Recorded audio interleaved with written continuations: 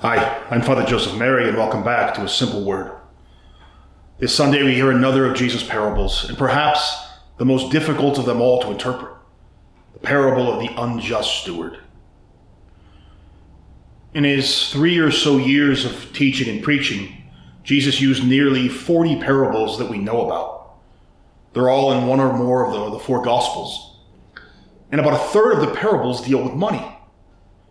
In one way or another, they deal with money and possessions. And that shouldn't be too surprising to us, given that money has such a dominant role in our lives. According to recent statistics, the average person spends more time thinking about money than anything else. How to acquire money, how to get more of it, how to spend it, how to invest it, whether to loan it. The reality is money is so much a part of the human experience that it often defines and even dominates our lives. So it's no wonder that Jesus speaks so often on how we deal with money and possessions. I said before, this parable is difficult to interpret. In brief, the story goes something like this. There's a rich man who entrusted the management of his estate to a steward. The steward has completely mismanaged and abused his position for his own benefit. When the rich man learns of this, he tells the steward that he's going to fire him. But first, he wants him to create a record of his misdeeds. So knowing that he's about to be thrown out on the streets, the steward goes to all those in debt to his master, and he secretly reduces whatever they owe him. He's cutting under the table deals to get in good with the debtors so that he has someplace to go when he's fired. Now, when the rich man returns and learns what his steward's been up to, what's his reaction? He commends him. He praises him for his shrewdness. Do you see why this parable is difficult to interpret? That the steward is a mischievous and immoral man. The debtors are mischievous and immoral men. And the rich man is something of a rascal himself, praising the immoral behavior of all of them. What is this story even doing in the gospel? Why do we find it on the lips of Jesus? To answer that, we have to look much more closely at what's happening. First of all, the parable acts like a bridge between the story of the prodigal son and the story of the rich man and Lazarus. It's placed right after the story of the prodigal son because this is a prodigal steward. Right? Prodigal means wasteful. And just as in the story of the prodigal son, this parable ends with a shocking twist. So let's look more closely. Let's try to nail down the who, the what, the when, and the where so that we get to the why.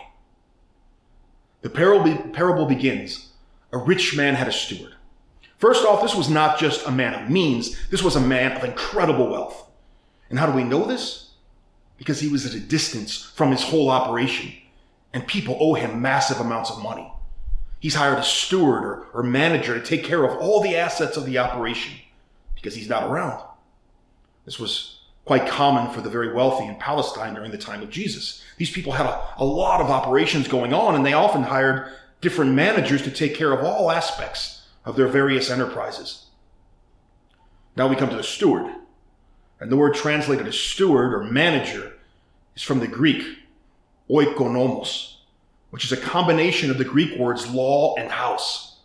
So this steward has the law of the house. He's the one given authority to act on behalf of the rich man. He manages the land, he manages the crops, the assets, the debts. He disperses the resources, the food, the water, whatever's necessary for running this whole operation. He's an important man, a man with incredible responsibility, and a man with status. Now we soon learn that this steward, he's a rascal. He's been squandering the rich man's property. And learning of this, the rich man calls him to task. What has he heard about this steward? Some pretty bad stuff. Because the word translated as reported is the Greek word diabolophron. The same word can be translated as diabolical.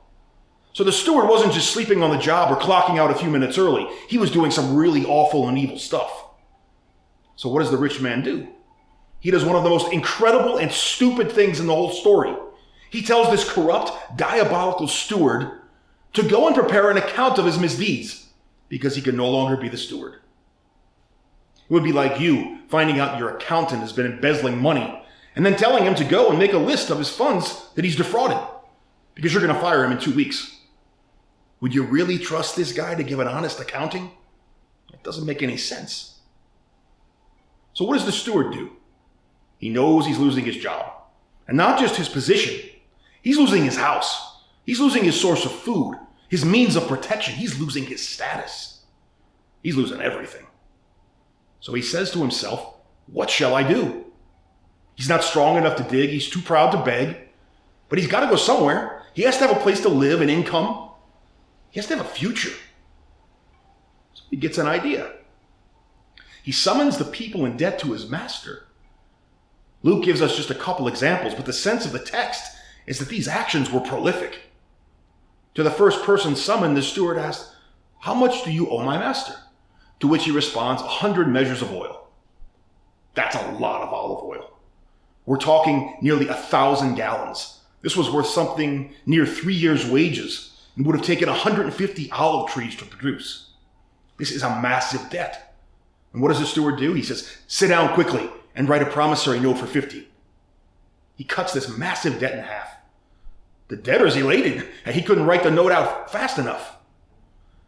Then he approaches another debtor with the same question. How much do you owe? And he says, I owe 100 cores of wheat. That's about 1,000 bushels of wheat that would have taken over 100 acres to produce in a span of nearly 8 years. This, too, is a massive debt. What does the steward do? Once again, he gives him a discount, 20% off. And again, the man can't write the note fast enough. What is the steward doing? He's guaranteeing his future. He's making friends from dishonest wealth. He's securing his place with the rich and the powerful.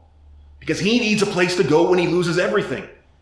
And these people, they're going to remember the favors. Now we come to the shocking twist at the end of the parable. Upon returning and learning of his steward's diabolical scheme, the master, quote, commends him for acting prudently. The steward's just bilked him out of a fortune, and he praises him for securing his future.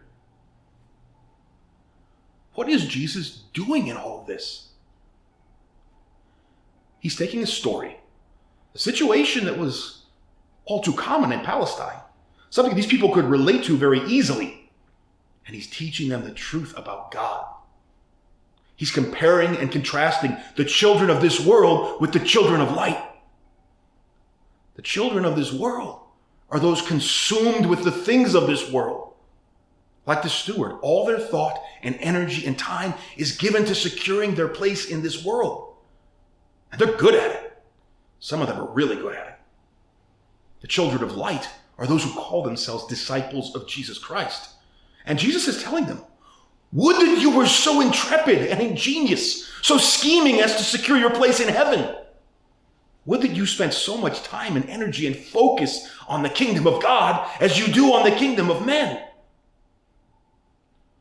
There's a strong message for us in this gospel. A message and a warning.